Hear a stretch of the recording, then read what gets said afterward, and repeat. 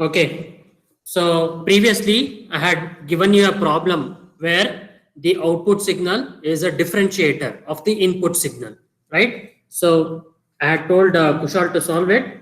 He has found few problems in arriving at or checking these nature of the system or the signal which has been given, and I have to solve this problem. So let me go with solving this problem. That is, this is the differentiator, what I'm writing now. So that is d by dt of x of t. I repeat, it is not d by dt of x, it is d by dt of x of t, where the input signal is applied to a differentiator.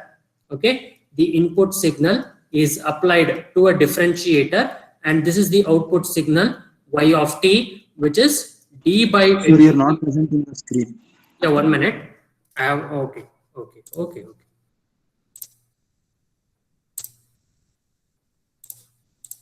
Yeah, I think now it is visible.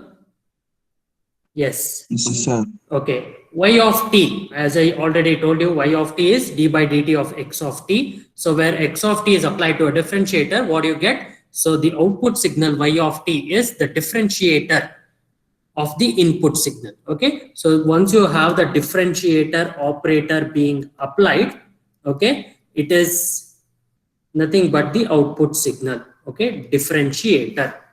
Okay, now first thing what you need to observe here is I need to verify whether the given signal y of t, I repeat, whether the given signal y of t is linear in nature or not. So I need to verify the linearity property of the signal. Okay, what I need to do first, I need to look at the definition of linearity here.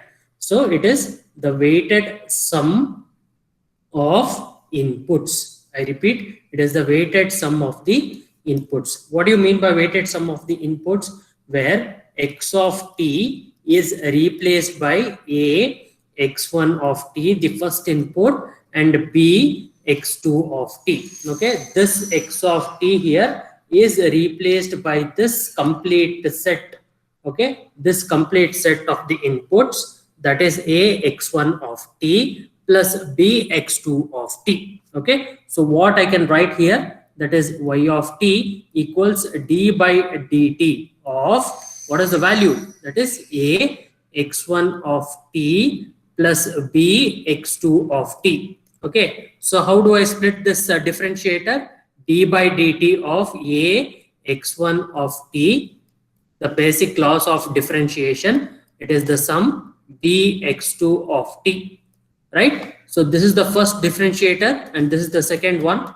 On splitting this complete one, I am going to get a d by dt of x1 of t plus b times d by dt of x2 of t. Okay, so what is the linearity property there? As an operator which has been applied, say it was having to be applied on x of t, where the x of t is entirely replaced by t of a x1 of t plus b of x2 of t. So what you are going to get? So this holds good once you have this property written like this, t of x1 of t plus b of t x2 of t.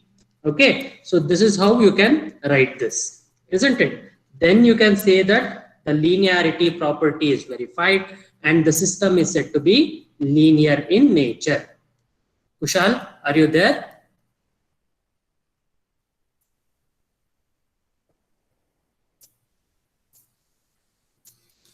If he is not there, just inform him. He was about to solve this problem. Yes, sir. Yeah, are you there? Yes, sir. Okay, are you getting what I'm doing here for the linearity property? Yes, sir. Okay, did you do this step in your case where I had given you a problem? Did you do this? No, sir. Why? No, sir. This is a simple property, isn't it? Where you can apply the simple laws of differentiator and you can verify. So this entire one is having y of t, like y 1 of t, where you will be having x1 of t being replaced, and here also you are going to have x2 of t, isn't it? So it verifies this property where you are going to have t of a x1 of t plus b x2 of t, isn't it? That will be a t of x1 of t plus b t of x2 of t, isn't it? So then I can say that the system or the signal is said to be linear. System is linear. Okay, so I can verify what I did here. I can verify here because you are saying this property holds good. Okay, so once I say that this property holds good, I can certainly say that the system is said to be linear. So y of t, therefore y of t, that would be equal to d by dt of x of t is said to be linear. Is said to be linear. Okay, so this is how I can verify t of x1 of t. T is an operator.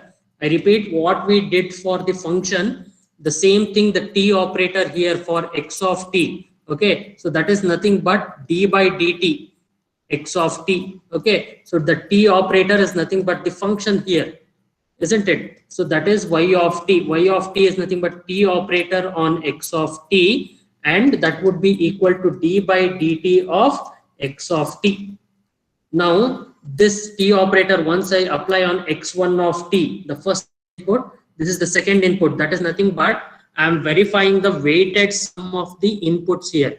Okay, so once when I have this weighted sum of the inputs here, so that would be equal to a constant a and b that is there, and it would be equal to t of x1 of t plus b of t x2 of t, where a and b are the real numbers there, isn't it? Okay, so that's the reason why I can verify, or I can say the system is said to be a linear. Differentiator is said to be a linear operator.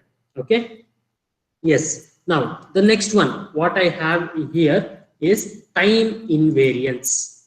Okay, time invariance. Now I need to check this for time invariance. Y of t, that would be equal to d by dt of x of t, right? D by dt of x of t. What would happen? Again, I told you the t operator here. So where I need to change the input. So say t, which is an independent variable, once it is having x of t as the input signal, this t is being changed to t minus t naught. I repeat, t is being changed to t minus t naught. So subsequent change would be x of t minus t naught. So x of t minus t naught is being changed here to verify whether it is time variance or time invariance. So in the same manner, I have a differentiator operator d by dt of x of t minus t naught. Okay, so d by dt of x t minus t naught. Again, this function where I can say only there is a change in the time variable of the input signal. So subsequently, I have a change in the output signal also. If I change, I repeat, if I change the input signal, there is a change in the output signal.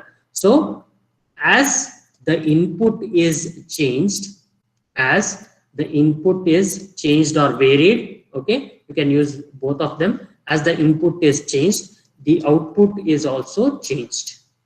The output is also changed. Okay, so a delay or an increase or something like that, right? So a delay, what you can see or what you can verify is, you can say that a time delay or a time advance, so it leads to identical shifts. What I did in the previous class, you have an identical shift here. Okay, so identical shifts are being observed in both input signal. As I change the input signal, I can say that it is a shift. Okay, so subsequently you will be having a shift in the output signal also. So that's the reason why I can say that the given differentiator is a time invariant system. Okay, the given differentiator is said to be a time invariant system. Okay, that's how I can verify, and I can say that y of t, you have to write this. that is d by dt of x of t. So then I can say the given system is said to be time invariant, identical shift. We have observed the identical shifts.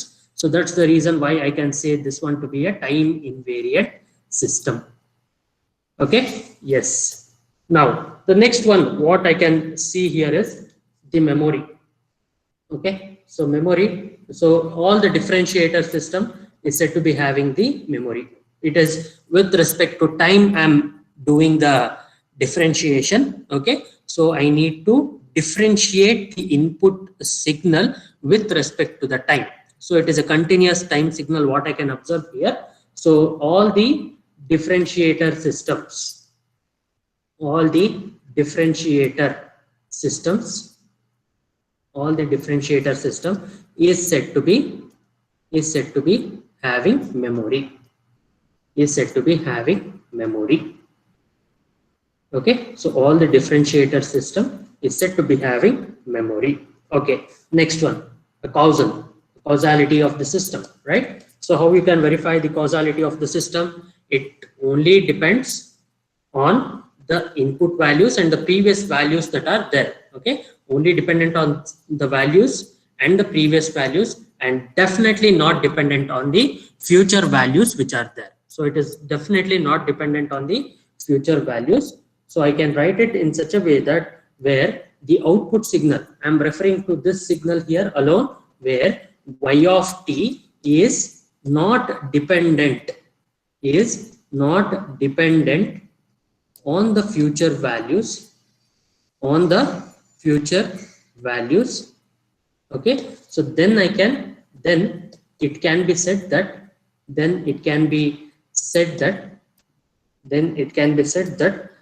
the signal or a system is said to be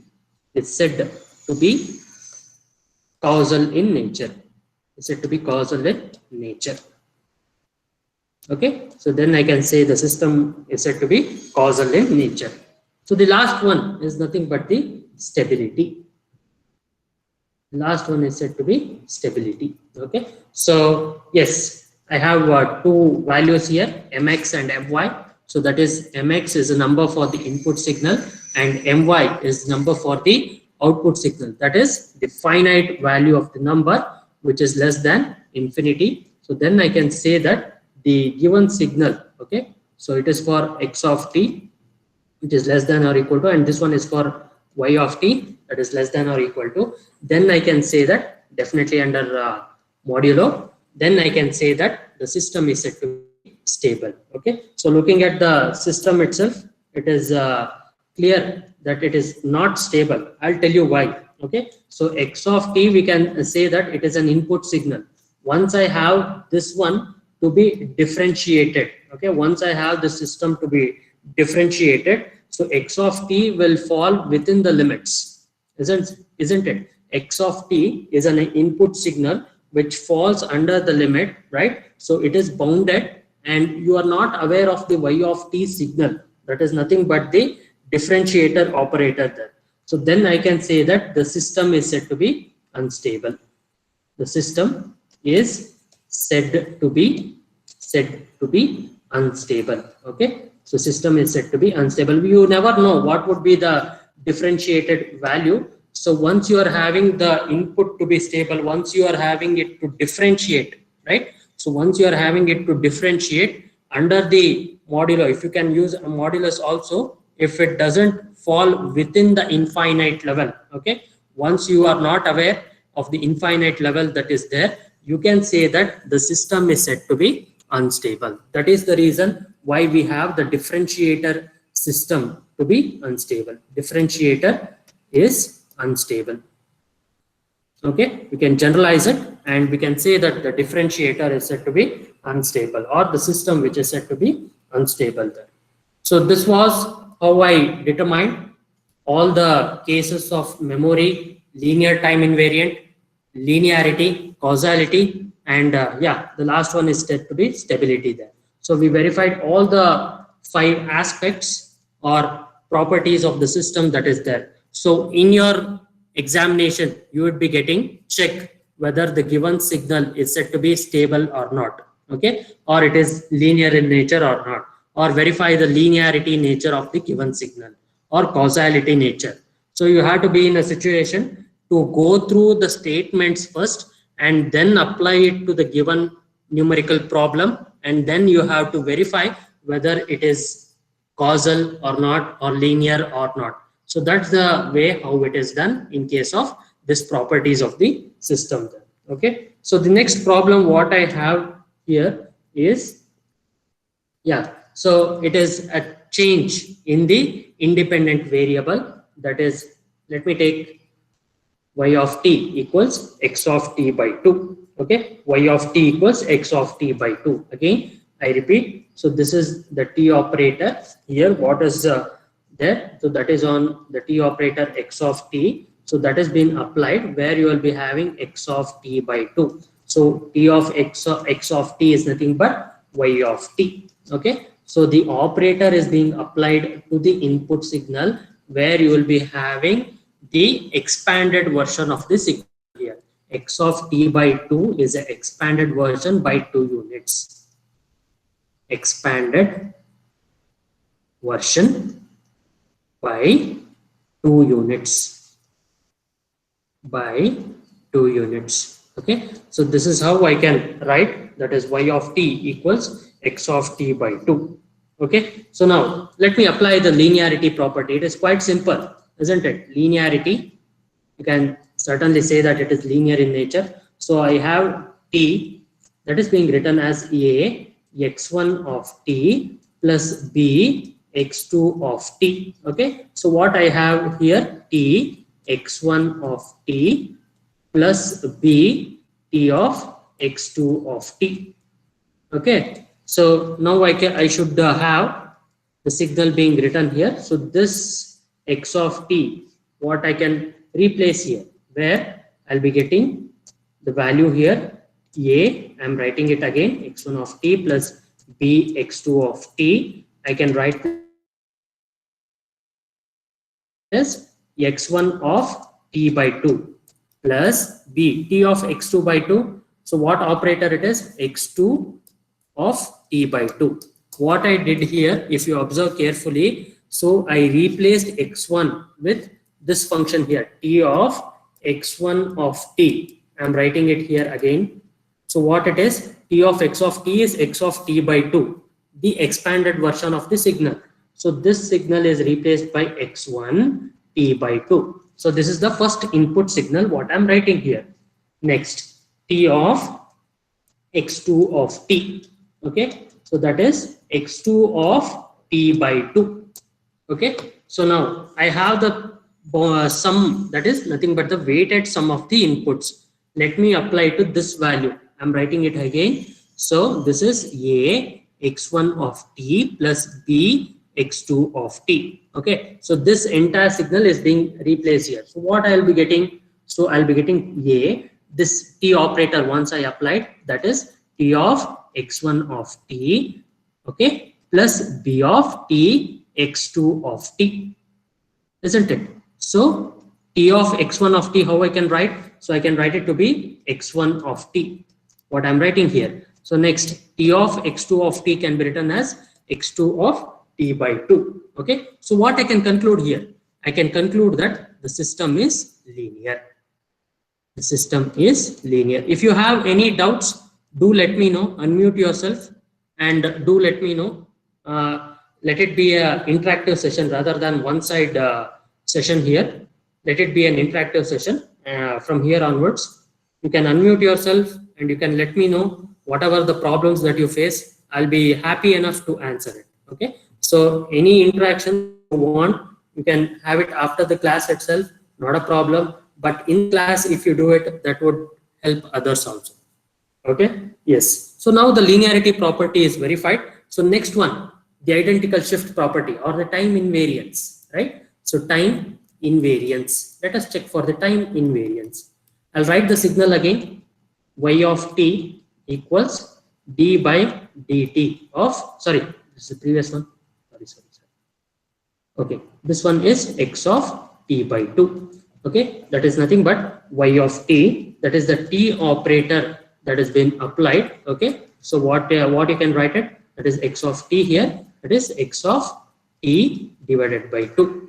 Okay, so what values I can list down here is y of t equals t of x of t, that is x of t by 2. That is what you are going to get. Now let me change an identical shift here. So let t being changed to t minus t naught. Okay, let t change to t minus t naught. Let it go for only the input signal. Okay, so what I do here, x of, I change only the time with respect to the input signal first, t minus t naught divided by 2. Okay, t minus t naught divided by 2. Okay, so now I need to have the identical shift here. Okay, so what needs to be done? Okay, so this value, what I did here, it was for the output signal there. So y of t, that t what is being given here, so it is for the output signal. So y of t, y of t here, what I can do here is I can have the shift only with respect to t minus t naught. Y will be equal to t minus t naught here. So what I can do here, that is x of t minus t naught divided by 2. Okay, so now I have the time invariance being applied to the input signal. What is happening here? So that time which is being expanded, so only that time is being changed here. Okay, so you can say that the system is not time invariant. It is time variant. Okay, I'll explain it to you again. So x of t by 2 is here. Okay, so this time, so once you are having the shifted version of it, what you will do, so you will be having the expanded version of the signal. Okay, then you are going to change the time, whatever that is there in case of the time invariance property. So what happens here, once I have the t operator, that is x of t minus t naught, that is there. So once you are having x of t by 2 minus t naught will come. Okay, so you are going to have the shift with respect to the signal here, isn't it? So t by 2 minus t naught, and once you are having the output signal y of t minus t naught here, so what you can observe, that is x of t minus t naught divided by 2. Okay, so both the things are unequal here. So what you can observe, both the things are unequal. So I can write x of t by 2 minus t naught. So I have t of x of t minus t naught, that is the t operator that is being applied. So y of t minus t naught, so entirely this one gets changed here. So once you are having an identical shift in the output, you need to have an identical shift in the input to be called as a time invariant. But you are not observing any such condition in this problem, right? So to this problem, if I want to talk it in specific there, so that's the reason why I call it to be not time invariant. So it is said to be time variant. It is a time variant system. Okay, so if you observe clearly, if you are not understood, see here what I did. So this is t by 2. Okay, so t by 2, once you are having the original signal as x of t, so you are going to have the expanded version as x of t by 2. Okay, so then you are having a shift here. Okay, so x of t by 2 minus t naught, isn't it? If you observe here carefully what I have written, so first you are having x of t, next you are having x of t by 2. So the next version, that is the shifted version of the signal, is to this expanded version here. Okay, that is x of t by 2 minus t naught. Okay, so that is what you can observe. Once you are having the output signal to be changed, you will be getting here as t being changed to t minus t naught divided by 2. So if you observe the proper signal, what is the input? So that is x of t by 2 minus t naught. Both are entirely different. Okay, so then I can call the system to be time variant system. Okay, so that is how you can call or you can verify. Now next, memory. Okay, so memory. Okay, so what you can analyze from this one, can you let me know whether it is memory or memoryless? So let me understand, or let me give a input signal, say y of t. Let me write down the problem again. X of t by 2. Okay, so y of 1, that is equal to x of 1 by 2, that is x of 0.5. Okay, that is y of 1. Okay, so x of 0.5 will be equal to y of 1 here. So any future values that you can generally take, okay, so it is having a value, t value is 1 here, so x of 0.5, again you will be getting the value earlier itself. The system will get to know what's the value that has been there in the future. Okay, so the output depends on the past values of the input there, and we can generally say that the system has memory. System has memory. Okay, so Sir. go ahead. Go ahead, go ahead. Someone interrupted. You are Sir, free. can you repeat, sir? You are free to talk. No problem. As long as Sir, can you repeat? yes, I will. Then you understood y of t is equal to x of t by 2. That is the given problem. Next, let me give t is equal to a Sir. value, or t is equal to 2. Let me give t is equal to 2 here. Okay. So what is y of 2? That is equal to x of 1. Okay. So what you can observe here, so I've already advanced it by 2 units with respect to the output signal. So this is x of 1 here. So what I can analyze here is x of t, if it is any input signal, its value at t is equal to 2. We are having x of t by 2.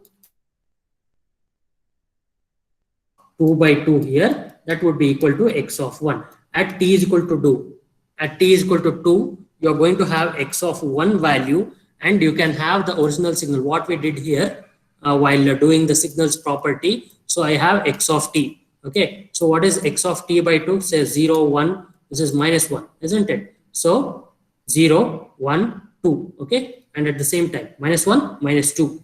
Okay, so then you are going to have 0, 1, 2 here. This is minus 1, this is minus 2. Okay, so this is x of t by 2. So which is nothing but y of t. Okay, so y of t, what I can write here, y of 2. Okay, so y of 2 I can write it here. So that is x of 1. Okay, x of 1, that is 1 itself. So you have the input signal already having this signal, that is the output signal at 2. It has the previous values of the input signal where it can store. Okay, if you analyze this statement what I've given for memory, okay, you will be having other values only at that instant. If the signal can have other values only at that part of the system, then I can say the system is. If you can go through the statement what I have given for memory, a system which has memory in the output at a time, say at particular instance, say t naught, depends on the input values other than t naught. Okay, depends on the values other than t naught. Okay, so if it was y of 2 equals x of 2, then I would have not called it as a memory. Okay, I would have done certainly called it as a memoryless system. So in this case, what I'm going to talk here is at t is equal to 2, it has the other values. Okay, so where it gives the signal here. Okay, so where it gives a value where y of 2 will be equal to x of 1. Similarly, I'm just giving you an example here. So any such values other than t naught, if it takes, then it is said to be having a memory. Okay, so I can say that the system is said to be having a memory here. Okay, next, quickly. Yeah, so I'll leave the cause and stability to you. Okay, yes, can you comment? Anyone who can comment on the causality? What does causality say?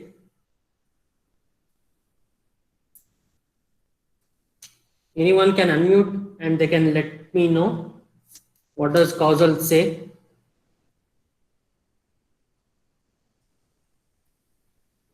Say any value, say t naught, right? Once it has the value at t naught, okay, the output at t is equal to t naught depends on the input for t less than or equal to t naught, then I can say the system is said to be causal in nature. Okay, I repeat, once you are having a t is equal to t naught and the value t less than or equal to t naught, then you are saying the system is said to be causal in nature. Okay, so otherwise you are saying it to be a non-causal system or a signal. Okay, so then you are calling the system to be a non-causal system. Okay, so now let me give any values there. So again, the previous values what we have done, that is y of 1 equals x of 0.5. Okay, so y of 2 equals x of 1. Okay, so other than t, okay, so what I gave here, other than t is equal to t naught. Okay, so other than the values what I've listed there, so then you are calling the system is said to be a causal system, because the future values of the input signal, the output depends on the future values of the input signal here. So then you can say the system is said to be non-causal. The output signal is dependent on the future values, dependent on the future values of the input signal, of the input signal. Okay, then you are calling the system to be non-causal in nature. You have to go through the statements or else it is quite difficult to understand such problems. I can't be repeating each and every statement at each and every problem, then it becomes a tedious job. This is just a 5-minute problem. If you have worked on the statements, if you have understood, if you know how to apply, then it is an easy one. If you don't know how to apply and if you find it difficult, okay, so then you can generally say that such properties of the systems while applying, then you will find like a difficult job. So once you will find it easy, once you start applying the statements. Okay, so now stability it is quite clear, x of t by 2. Okay, so x of t by 2, generally it is less than or equal to the value of any function or bx or mx or whatever it is, any number that is there. So I'm calling it as a bounded input, that's the reason there. And you're going to have bx and y of t. Okay, y of t, that is x of t by 2, again it is less than or equal to by, it is less than infinity. So x of t or x of t by 2. Okay, so once I have the system to be analyzed, so input signal is x of t, generally it is less than the number which is there in the bounded input. So any such values of the input signal it might get, and you are going to call the system is said to be stable in nature. Similarly, the expanded version of the signal, say this one is x of t, right? So x of t by 2 would be our expanded version of such signal. So you're going to increase the time scale there, right? So if I increase the time scale, the value of the amplitude will not change, and only change what you can observe there is the time scale there. That's the reason why I can call the system is said to be stable in nature. So this one is said to be non-causal in nature. This one, the system is said to be stable in nature. The system is said to be stable in nature.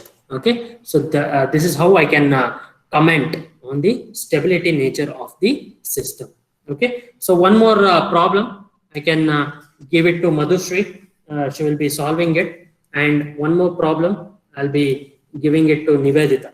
Okay, so first problem what I can see here is you have to comment on all those 5 factors again. Again, it's a differentiator, that is e power minus t, x of t there. Okay, so next one, is Nivedita there? Yes, sir. Yeah, you have to solve this one, Nivedita, which Yes, is sir. nothing.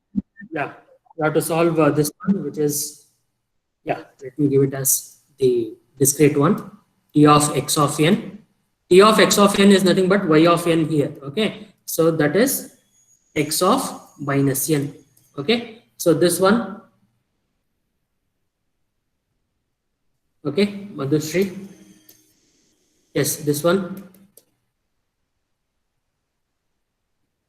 Okay, next, the third problem. So I have, is Nishana there? Yes, sir. Okay, cos of x of t. Okay,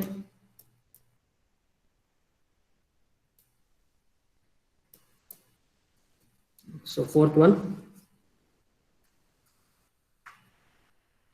Yeah, is Sinchana there?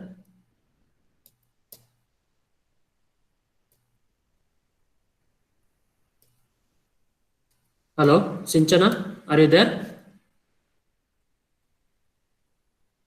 Sinchana, just convey this message to her if she is not in the meeting. So all these four problems are quite important. See to it that you solve these problems. And if you have any queries, do let me know. I'll be sending you the solutions in person. And I want you to work out. Unless and until if you don't work out, then these problems will be like once if you miss it. So these problems will be either asked for 5 to 6 marks on depending on the parameters that they ask. If you write it as linear, in case of non-linear, the given signal is said to be non-linear. If you write it linear, there is no way you can score a mark there, right? So in such cases, it is quite difficult for you if you don't understand the, like whatever the rule that is there. If you miss it, then it will be a difficult case. Okay, so see to it that you are going to understand certain problems and then do it. Okay, I'll stop sharing now. So meanwhile, in the